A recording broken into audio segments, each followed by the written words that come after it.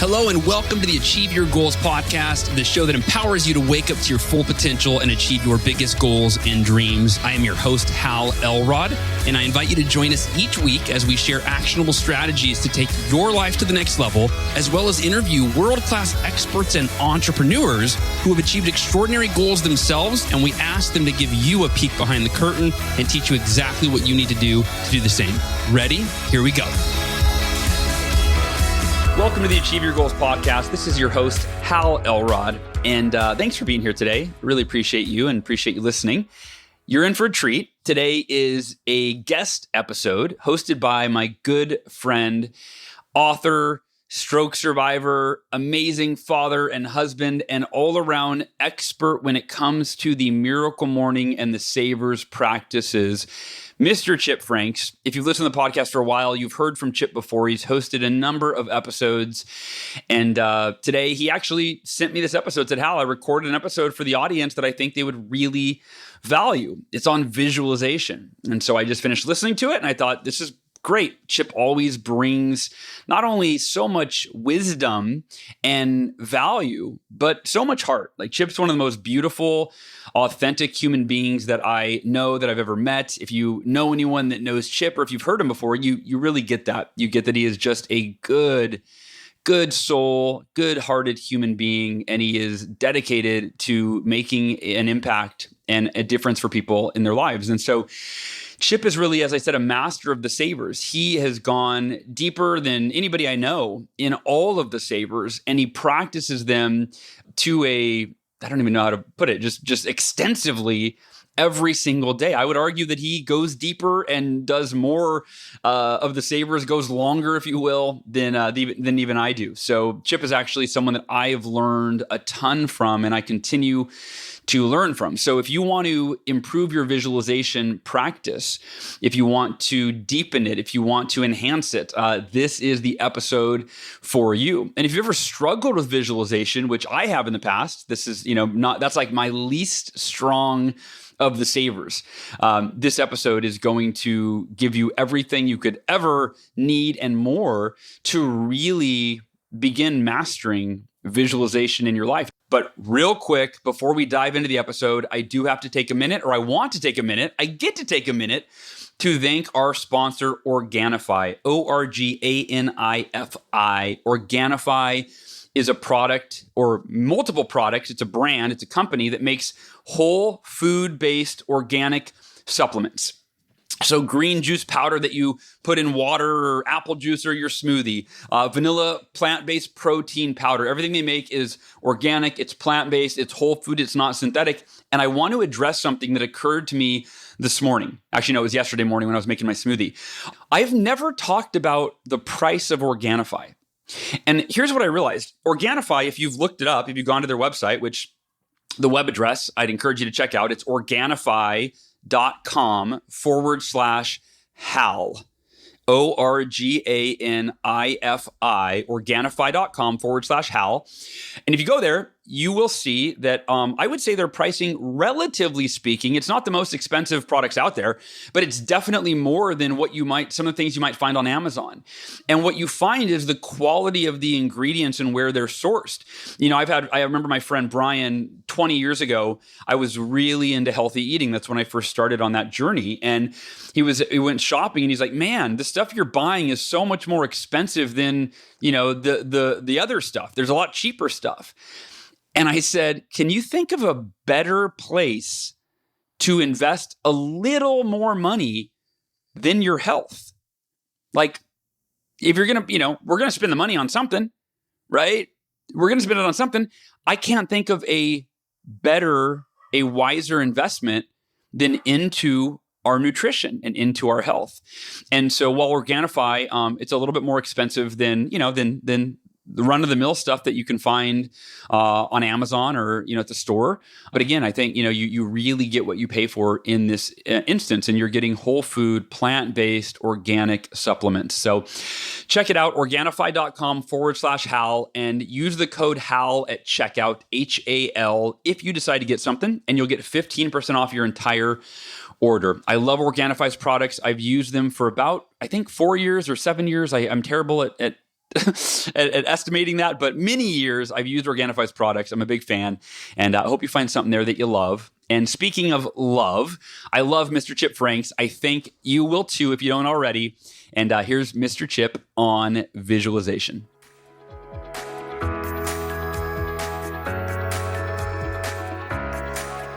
Well, hello, you beautiful people. This is Chip Franks.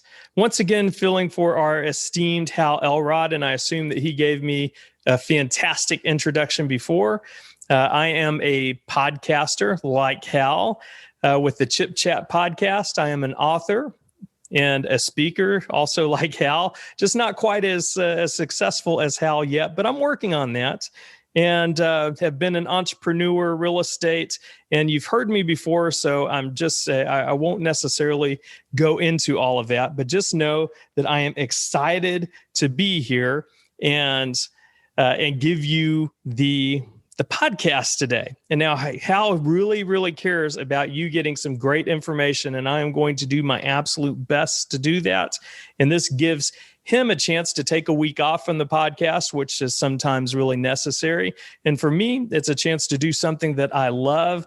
And also, if I've earned it, so I can tell you about my podcast, the Chip Chat podcast, one word, Chip Chat.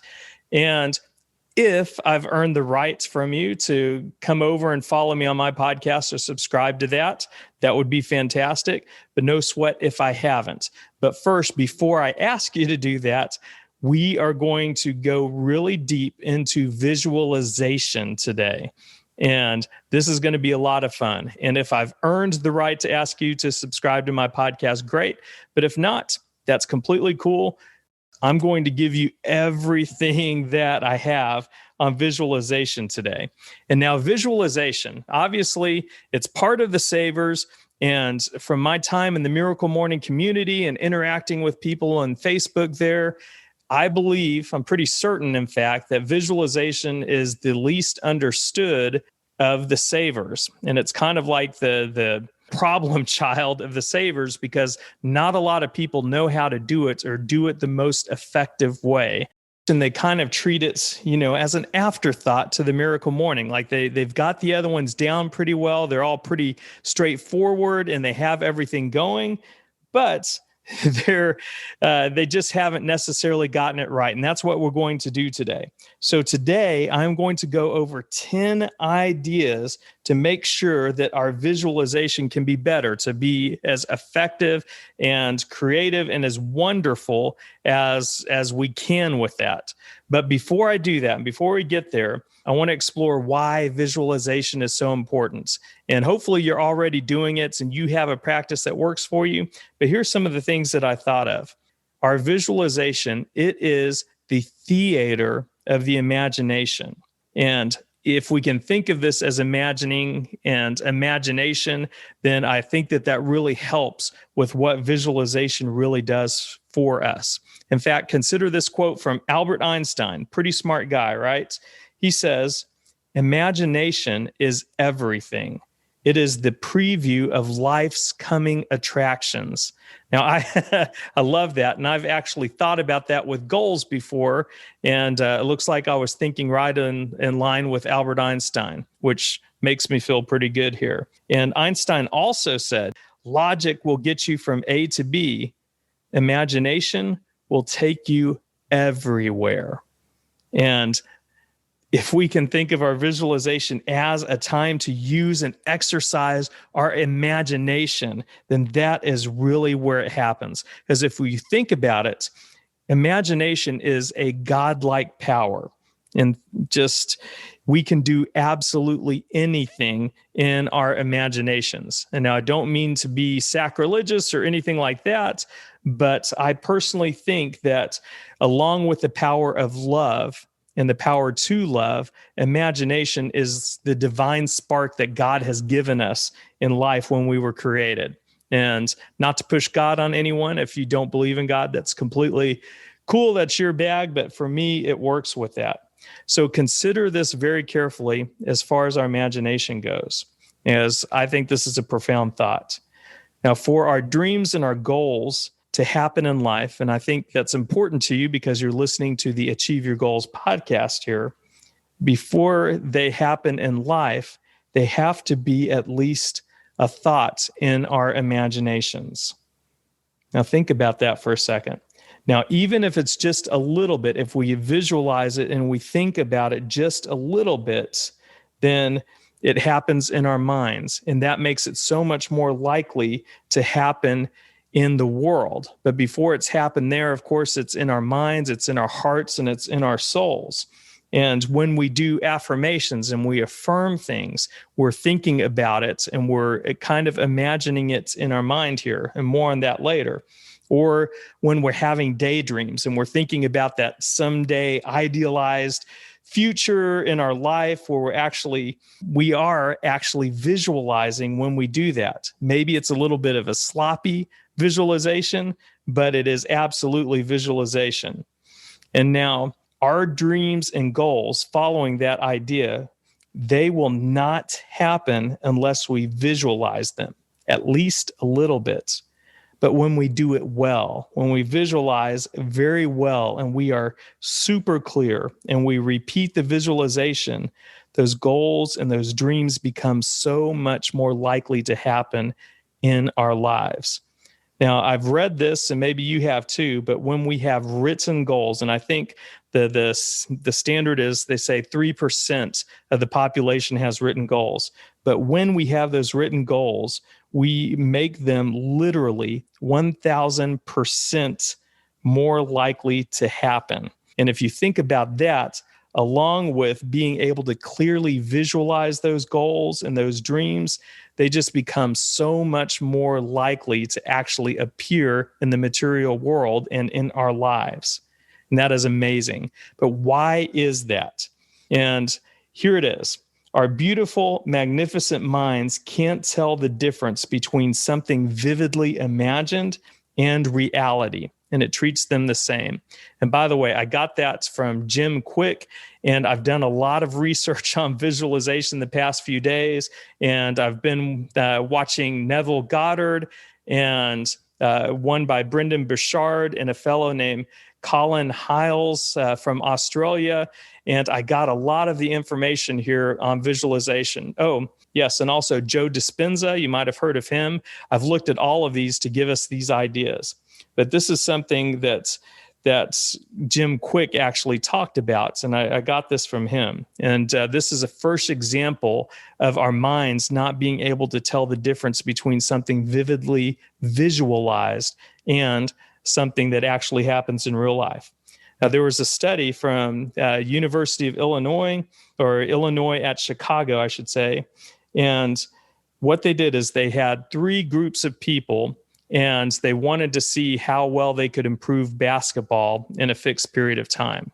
And now the first group of people, they had actually practiced basketball each and every day. You know, they practiced shooting and seeing how well they could shoot the hoops, make the goal, whatever. And the second group actually spent the same amount of time not actually practicing in physical reality with the basketball, but just imagining that. And then the third group did nothing. They neither practiced nor they thought about it or whatever. And the results of this were pretty incredible. Now, as you might expect, the third group who didn't practice had no improvement whatsoever. It was the exact same from when they started to when the test was over. Now, the first group who actually physically practiced shooting the basketball, they got 24% better over the course of time while they did this. And here's the kicker, and this is the amazing thing. The group that just imagined playing basketball and imagined the ball going into the hoop, they got 23% better. And this is without them physically touching the basketball or going out to do that. And it's just amazing. The power of imagination and of visualization is absolutely real. And that is one example. The second example here is from Colin Hiles. And actually, I'll make this the last example here because I'm looking at the time and we got to get through this. But Colin Hiles, he said, imagine a lemon. Like if you could close your eyes and just imagine 1/2 of a lemon in your hand in front of you. And if you can, just just take that lemon and bring it up to your nose. And you can actually bring your hand up to your nose and pretend there's a lemon there.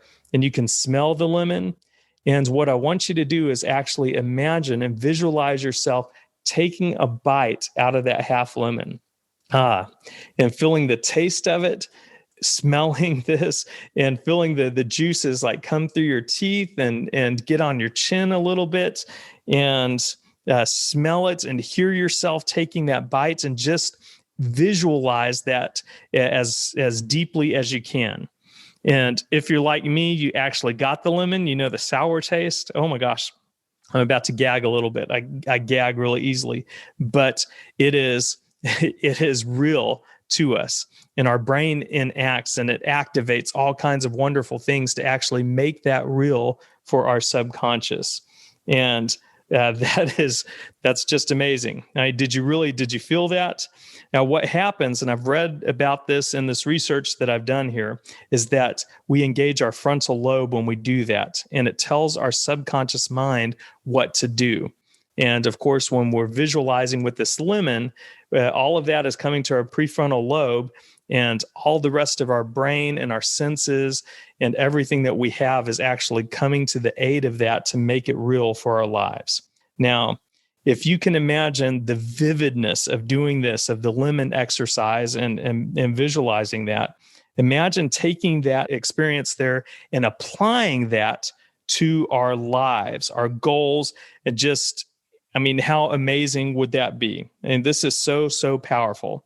And now my visualization, because I've been studying all of this and going through it, has been phenomenal the past few days. And I'm hoping that as we go through these ideas that you'll get a lot of these too, because this is going to be fun. So now we know why it's important. Let's get the ideas out. And before we do that, just real quickly, I want to tell you that, and hopefully you know this, but experiment with these. See what works for you, see what doesn't. And I really distrust someone when they say, no, this is the way, this is the only way, this is my way, so you need to do it that way. No, obviously, do it the way that works for you. Take what works, discard that which doesn't, and try this. And what I would say is treat this visualization exercise as an experiment for you. So knowing that and getting into it, let's hurry up and get into the actual ideas for this. So number one, the first idea is that clarity is king with our visualization. And maybe this is the most important thing. So know what you're going to visualize when you sit down to do that, or you lay down to do that. Be clear on what you want to visualize, use your goals, or use a feeling that you want to have happen in your life during the visualization. Now, if you have one of those goals that is clearly written, or an affirmation that you have written down, which includes why it's important to you and what it is, obviously, in the process that you go through it, if you have those, use them, because that will make your visualization more and more clear. And the more clear that we can make our visualization, the more powerful this will be for us. So clarity is king is the first idea. And actually thinking about this, here is the deal. Ambiguous visualization will lead to ambiguous results. And a clear visualization will lead to clear results. So be clear with that. And here's just a quick little tip for that to make it happen. Write down what you want to visualize before you actually do it. And that is going to help make it clear and concise in our minds and make our visualization better. So that was idea number one. Idea number two, the butterfly versus the hammer. And I'm using those terms. I don't know if I like hammer because that sounds pretty forceful, but this will make the points for you. So just like clarity is really important for us, consistency is also important. Now, with my visualization, a lot of times I've used the butterfly approach, is what I'm calling it. And that just means that I visualize all different kinds of futures, and I'm kind of going and visualizing what kind of shape I'm in and how much money I have and where I'm visiting and the sun shining and the relationships being perfect. And I'm just like kind of going like a butterfly from visualization to visualization in my mind during the visualization process. And I have to tell you, I've done that for too long. And while it makes us feel good, and it does make us feel good, that's a feeling, a really good feeling on this, it doesn't do nearly as much for the achievement of our goals and our dreams and changing our behavior as the hammer approach. And what the hammer approach is, doing it consistently each and every day, time after time after time, and doing the same one time after time, the same visualization and the same ideas that we have with that. And to give you an example, my current goal for this quarter through the end of March here is energy. And I want divine enthusiasm when I leap out of bed in the morning, have energy to go all day long, creating my dreams, being with my family, and having that bright-eyed enthusiasm throughout life. And it sounds a little ambiguous, but I have milestones and things that I want with it. And now, because that is my goal, that is what I'm visualizing each and every day. And I'm getting as clear as I can, and I'm being very consistent. And I'll talk a little bit more about how I do that, but it's the exact same goal. And now to take this home as an idea, it's a quote from Bruce Lee. You know him, the martial artist. And he says, "I fear not the man who has practiced 10,000 kicks once, but I fear the man who has practiced one kick 10,000 times." And it's the same with our visualization. The more we are clear on it and the more consistent we are day after day after day, taking that hammer approach instead of the butterfly, the more effective our visualization can be. So that's idea number 2, the butterfly and the hammer. Idea number 3, this is good. Engage all of our senses in our visualization. Now, going back to the lemon example, you remember that, and hopefully you remember the taste of the lemon in your mouth and just how real that felt to your brain. And part of that is because we were smelling it and we were listening to it and we were thinking about it and hearing the sound of us biting into the lemon. In fact, it's coming back to me right now while I'm thinking about it. But what we do with this is we use all of our senses and make sure that we engage all of them when we're doing that visualization. Because of course, all of visualization, and of course, that's the root of the word visual, we are seeing everything. But what we want to do is engage our senses and think about what we're smelling and what we're hearing and the taste in our mouths at the time and what we're feeling physically while we're doing that. Because remember that sight, as important as it is, it's still 20% of the senses. So when we can do that to engage all of our senses, it makes it a lot more clear in our minds, and it makes the experience of visualization that much more real to us, which of course is awesome. And I love that. So idea number 4, deeply feel your visualization. Now, and that's what I mean is just concentrate on how you are feeling during the things that happen during your visualization. Like for an example, like I had talked about energy earlier for myself. Now I'm vividly imagining leaping out of bed, like taking some deep breaths, going outside in my backyard bare feet and putting my bare feet on the ground, filling the grass with those. And I'm feeling the energy inside of me as I put my arms up in the air and I say to God, thank you, thank you, thank you. And when I'm doing my visualization, I'm actually feeling how I feel at that moment while I'm doing that visualization. And it is so much more powerful and very, very useful for our subconscious to actually have that emotional feeling of what we are doing. So concentrate on that and think about that. And let's say if you are visualizing earning a certain amount of money in your life. Of course, you can see that. You can imagine that you're doing the things to make that. You can see your bank accounts and imagining yourself in that. But think about how that makes you feel when you see it. And whatever it is that you're visualizing, if you're thinking about moving to a new location and you want to move to the mountains of Denver, for instance, and you go to Denver and just imagine how you feel as you're looking out over those beautiful mountains and as you're smelling the crisp, clean air of Colorado and going to work wherever you're at there. And just imagine, again, that feeling within your heart and your soul. And it is so powerful for the subconscious. Like science says that this makes it more likely to have happen, and it gives our subconscious something to work on with that feeling. So that is awesome. And again, think about how you're feeling during your visualization. And that is idea number 4. Idea number 5. This is the 2-part visualization. And in fact, I believe that Hal talked about this in his Miracle Morning book, and it's so, so powerful. Now, one of my favorite quotes is by Henry David Thoreau. He's one of my very favorite philosophers. I have a t-shirt with Henry David Thoreau on it because I am a geek, but I love this guy. And here's the quotes. If you have built castles in the air, your work need not be lost. That is where they should be. Now, put the foundations under them. And what that means to me is what we're doing with our visualization, the 2 parts. Now, what I suggest is this is the first part, to think of the end goal. Whatever it is in your mind that you're visualizing, I want you to think about it as clearly as you can with that and engage all of those senses and feel what you're feeling and take note of that.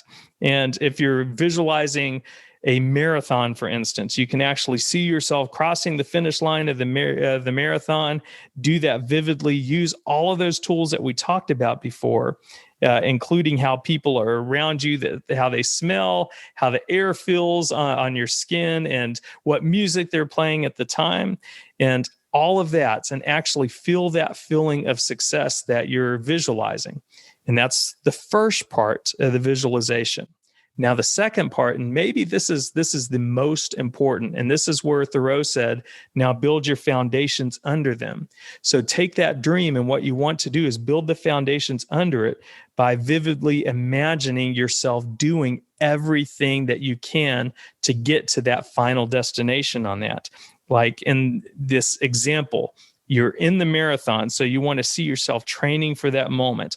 And all of the hard work that you're doing, the long weekly runs that you're doing, and the daily runs that you're doing, you're eating right, you're getting massages, you're doing your workouts, you're calling your accountability buddy, or whatever that is.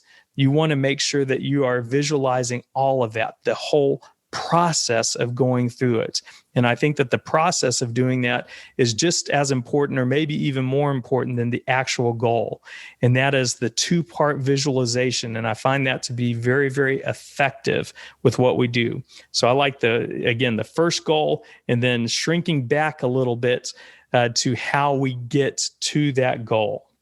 Idea number 6, the 2 views idea. And you might have heard this one, and I'm calling this the personal view and the theater view. Now, the theater view is actually where you see yourself like you're watching a movie, and you're outside of yourself and you're seeing yourself cross the finish line. Whereas the personal view, the first person view, of course, is you looking through your own eyes as you're crossing that finish line, and you're experiencing everything as you in that moment. Now, for many, many years, for some reason, and I don't know why I started this, maybe it's how we default, but at least for me it was. And I have seen myself in the theater view. And what I've been doing lately, this last year especially, and it's been a lot more effective, is going to that first person view and experiencing everything as myself. Now, of course, this could be, it's more effective for me. I think it brings my visualization to life a lot more, but you decide on which one feels better with you. But if you've been doing one, try the other and make sure that you do both and see how it works for you. And maybe, going back to the 2-part visualization, maybe you want to see the theater of you finishing your goal and accomplishing the things that are in your head and what you want to do with that. and do that in the theater mode. And then the work that we're doing and the things that we're doing to achieve that goal and to work with that goal, we're going to do that in first person mode. So it's actually us going through it and we get those feelings. And I think maybe if we do that, then the end experience is going to be a little bit different than we imagined it, because we will actually be experiencing it and seeing it first person when we accomplish those goals. So it's still going to have some of that mystery and that excitement for us when we do that. And I believe that Hal has talked about this before and some scientists, but they say if you get too used to actually completing the goal, then we kind of consider it done in our minds, and then we don't do anything for it. And that, of course, is not right. So try those both yourself, the theater mode and the personal first-person view. Now, number 7, idea 7, push through the hard parts in our visualizing. Now, I got this from my buddy Akshay. He's been on the podcast a few times. He is a former Marine. He is an adventurer, an Arctic explorer, and can do more burpees than just about anyone you can imagine. The guy is really, really tough. And what he does with this is he visualizes the hard parts. Now, I think that the reason that we most often fail with the things that we're doing or we're attempting or trying is that we don't either realize or plan for when things get really, really tough. And when they get hard, most people, and if we're honest, a lot of times it's us, bail out of it. So with this technique and this idea, what we want to do is imagine all of the obstacles and the problems. We can clearly see them and we can feel them. And then we see in our own minds, in our own mind's eye and feeling us going through those obstacles and climbing above them and going through them, finishing them and doing that. And what we want to do is we want to visualize our own physical and emotional stamina to get through those tough parts. So if you know you're going to be running tomorrow, you know you're going to be tired, what you'd visualize is yourself in that run being extremely tired and wanting to quit and putting a smile on your face as you visualize this and pushing through that feeling to actually finish the run strong. And when we do that, of course, we are a lot better at taking on those obstacles and those problems. And this is just a great way to keep going and to help direct our behavior, which a lot of times that's what visualization is the best tool for us, is to kind of direct our behavior in the future. So I love that one.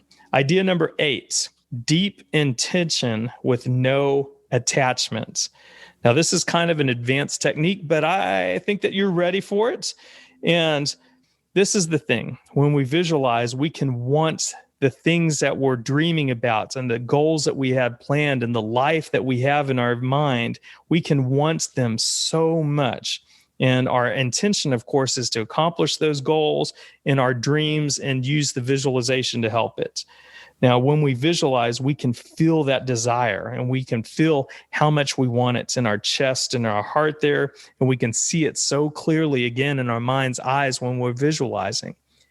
However, we often know that it doesn't always work out exactly as we imagine. And that, of course, makes sense. I mean, sometimes it's not as good, and oftentimes it's actually even better, but it's usually different. Now, sometimes they can be exactly the same as in your mind's eye and how it happens, and that in itself is an amazing experience. And that is, one you chalk up to divinity and how we're divinely designed, which is wonderful. But usually it's going to be different. And that's where this philosophy comes into play, the philosophy of deep intention and no attachment.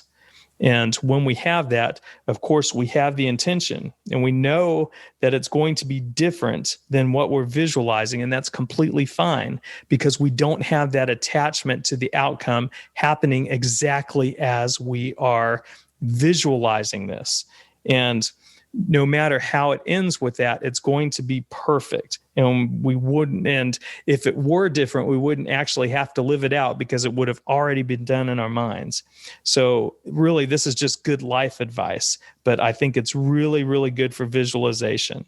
So if you visualize, for example, going back to our marathon example, you visualize a sunny, slightly cool day for your marathon, and it turns out to be rainy, like slightly rainy and cold and clouds everywhere. That's going to be fine. It's absolutely no problem because our visualization prepared us for this. And we weren't attached to that specific outcome of exactly how it goes. And we used our intention and the visualizing to shape our behavior to get there and to have the performance in that marathon that we wanted. I hope that makes sense. And the whole purpose, again, of this is to direct our behavior and our actions. And that's what the visualization helps us to do. Idea number 9, continuing on with the actions. And actually, we're getting close to the end of this. I'm going through it pretty quickly, which is good because Hal likes to keep these on points and on task here. But idea number 9 is use visualization to act perfectly. And what we want to do, and this is one that has actually served me very well for a few years. And I got this from a guy named Sadhguru, and he uses it as part of his meditation. Now, what we want to do with this is visualize us acting perfectly, just as it says. We will treat ourselves from there, how we will figure out how we treat ourselves, how we treat our loved ones, and all of the people that we meet, all of our daily interactions with everybody, and treating them perfectly and being a perfect, wonderful, idealized version of ourselves. And we imagine this in our mind's eyes and we visualize that. And again, using all those wonderful tools and the senses and the intentions, all of those in our hearts when we are dealing with other people. And that, again, helps shape our behavior to be a lot better.